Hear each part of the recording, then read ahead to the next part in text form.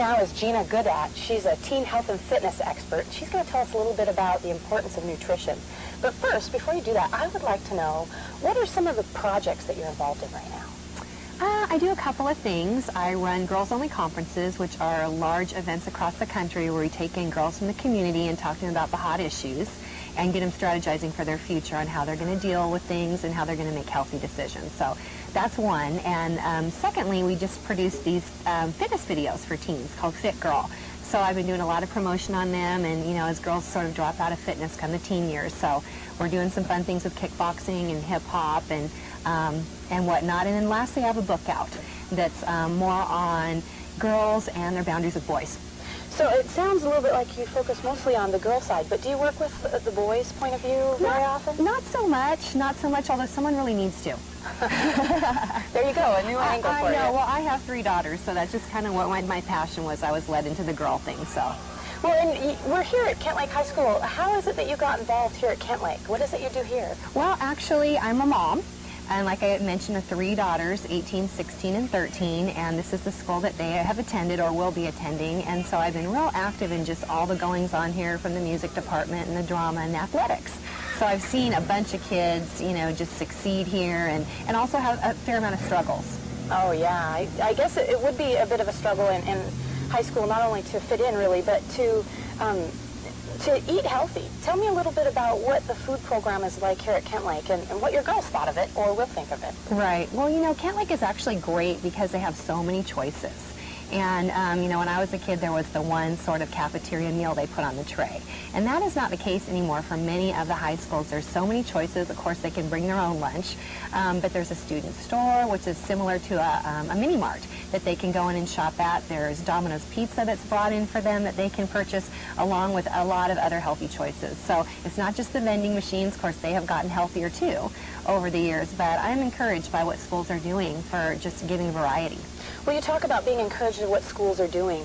Is it something that schools have made the change on their own, or the kids have kind of driven that change, or is it something that's been mandated? I think it's been mandated, and that's not my expertise necessarily, but I know that there has been some regulations that have come down that have mandated that the schools carry more of the healthy choices, get some fruit and vegetables into the school again, because, you know, it's teenagers, they will gravitate towards the junk food and fast food. Right. You know, that's just if they have the freedom. So now we see a lot more healthy choices in necessarily, even in our drinks, having bottled water in our Coke machines. So that's great. You say getting them to choose them is difficult. Do you see many students, as you spend time here, choosing those healthy choices now that they're available?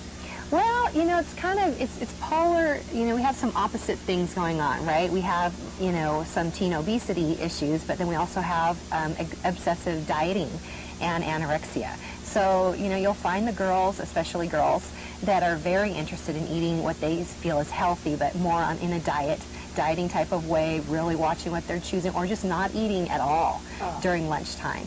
And then you have the kids that really, you know, they don't care. It's whatever tastes good. And usually, I'd say with boys, they don't have to worry as much about their weight yet. Those pesky boys. I know, and high metabolism, many of them are involved in sports. They should be eating healthy to have that endurance with athletics and how long their days go. But they are not as interested as the girls are, I'd say, in the healthy eating. So trying to get teens to make those healthy choices, do you think it's the teens that should do that, or do you think it's kind of on the parents and the families to help educate the teens how to make those choices? Well, definitely as parents we have an influence. I was just reading that 77% of our kids learn about dieting from their parents.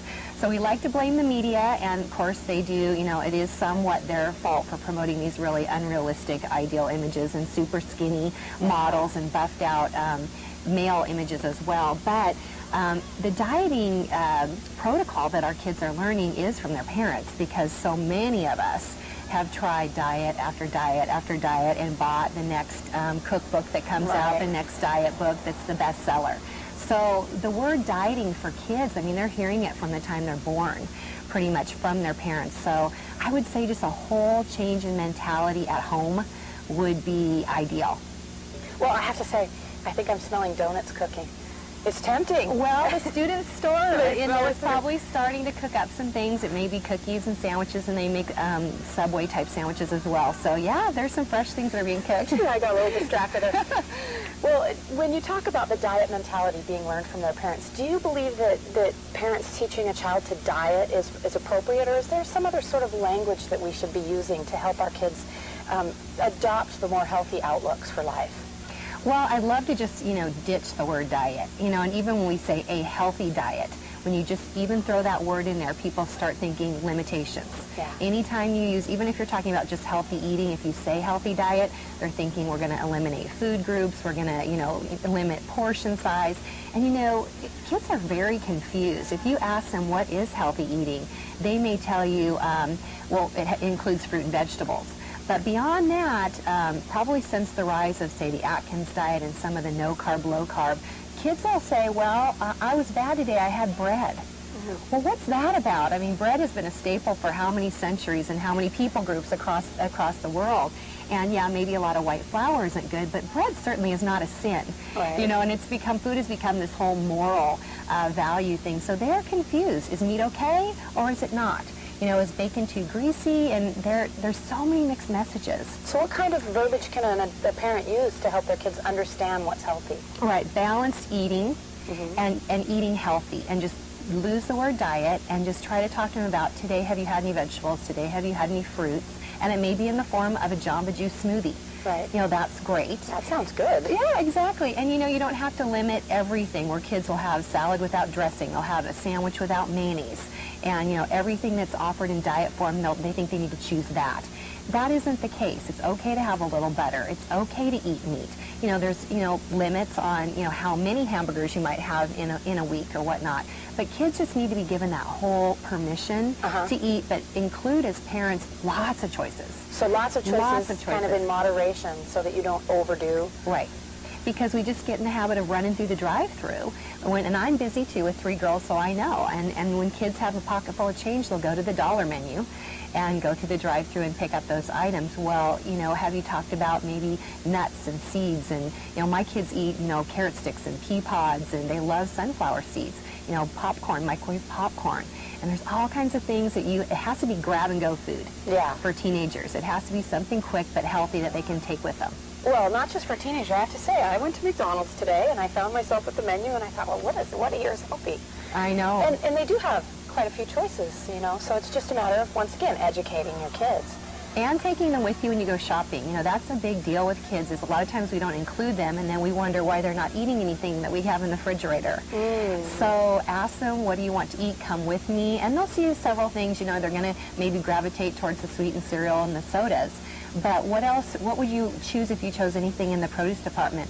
They might want a pomegranate. It might be something or kiwi, something that you wouldn't normally think of, that they get excited about. Well, that's funny, because my 11-year-old daughter loves to have mangoes, and that's something I never bought before, but she loves to take them and just eat them as a snack at school. Right, and dried fruit. There's a lot of great dried fruit and fruit leather that's better than the little fruit treats that just are sugar. And they taste great, so you just have to get them, oh, let's try this and try that. So, and same with energy bars. They can be great, and they can taste nasty. You really have to test a few of them and let them do a taste test. Yeah, because if you try to get them to eat one of those terrible things, forget it. They're going to go back to the chips. Right. It's like making them smoothies. It's best to get all the fruits and all the yogurts and the sherbets and just let them concoct something in the morning as for a smoothie, instead of you trying to pour some protein powders together and hide it. Well, I want to talk a little bit about, how long have you been kind of doing this? How long have you kind of been focusing on the healthy side?